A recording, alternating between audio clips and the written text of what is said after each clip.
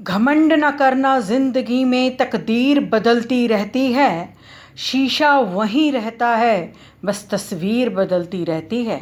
इस सुविचार के साथ प्यार भरी सुप्रभात बच्चों।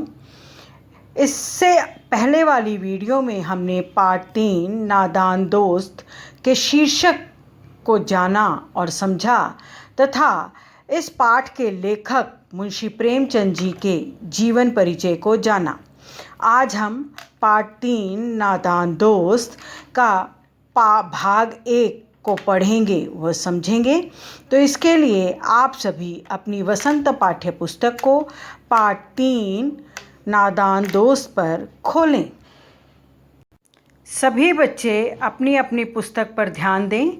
मैं रीडिंग कर रही हूँ, आप सभी भी रीडिंग पर ध्यान दें। केशव के घर कार्निश के ऊपर एक चिड़िया ने अंडे दिए थे। केशव और उसकी बहन श्यामा दोनों बड़े ध्यान से चिड़िया को वहाँ आते जाते देखा करती। सवेरे दोनों आंखें मलते कार्निश के सामने पहुँच जाते और चिड़िया दोनों को वहाँ बैठा पाते। उनको देखने में दोनों बच्चों को न मालूम क्या मज़ा मिलता। दूध और जलेबी की सुध भी न रहती थी। तो बच्चों यहाँ बताया है कि केशव के घर कार्निश के ऊपर चिड़िया ने अंडे दिए थे। अब ये कार्निश क्या होता है? कार्निश होता है खिड़की छज्जानुमा बनी छत। जैसा कि आप वीडियो में देख रहे हैं, खिड़की के ऊपर एक छोटा सा छज्जा बना हुआ है, इसी को कार्निश कहते हैं। तो केशव के घर ऐसी ही कार्निश पर चिड़िया ने अंडे दिए थे। केशव और उसकी बहन श्यामा बड़े ध्यान से वहाँ चिड़िया को आते जाते देखा करते। दोनों बच्चे जब सुबह जगते तो उठते ही वो अपनी आंखें मलते हुए कार्निश के सामने जा खड़े होते और वहाँ पर चिड़िया को बैठा देखते तो उन्हें बड़ा आनंद मिलता। उन्हें इतनी खुशी प्राप्त होती कि उन्हें अपने खाने पीने तक का होश नहीं रहता था। चलो अब बच्चों अब आगे रीडिंग करते हैं। दोनों के दिल में तरह तरह के सवाल उठते। अंडे कितने बड़े होंगे? किस रंग के होंगे? कितने होंगे? क्या खाते होंगे? उनमें से बच्चे किस तरह निकल आएंगे?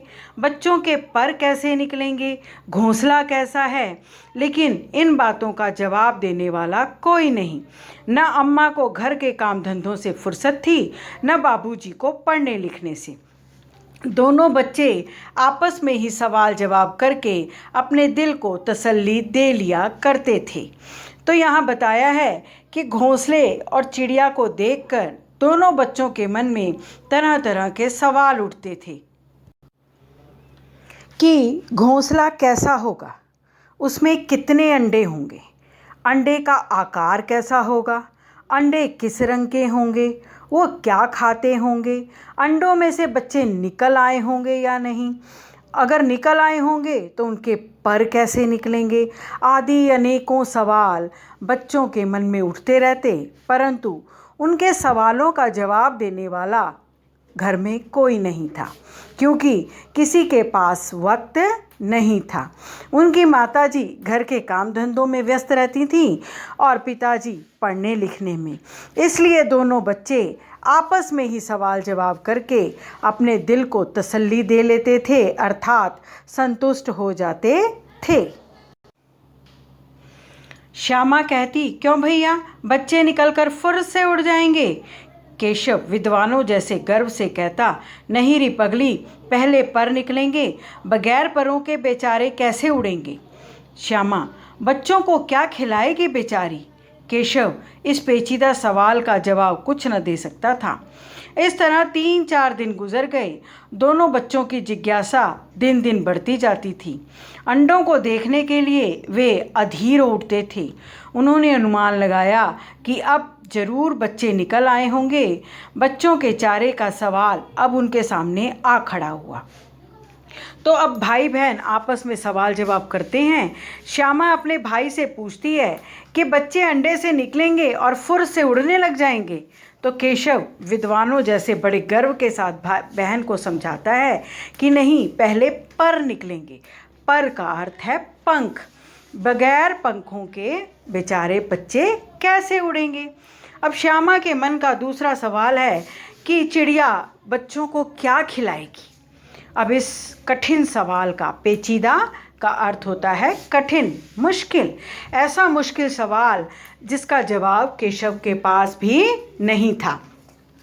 इसी तरह करते करते जब 3-4 दिन और गुजर गए तो दोनों बच्चों के मन की जिज्ञासा दिन प्रतिदिन बढ़ने लगी। जिज्ञासा का अर्थ होता है उत्सुकता, किसी चीज़ को जानने की इच्छा दोनों बच्चों के मन में दिन प्रतिदिन बढ़ने लगी। अब अंडों को देखने के लिए वे दोनों अधीर हो उठे, अर्थात बेचैन हो उठे। और उन्होंने ये अनुमान लगाया, अर्थात अंदाज़ा लगाया कि अब ज़रूर उन अंडों में से बच्चे निकल आए होंगे। अब उनके सामने एक सवाल उठा कि अगर उन अंडों में से बच्चे निकल आए होंगे तो चिड़िया बेचारी उन बच्चों को क्या खिलाएगी।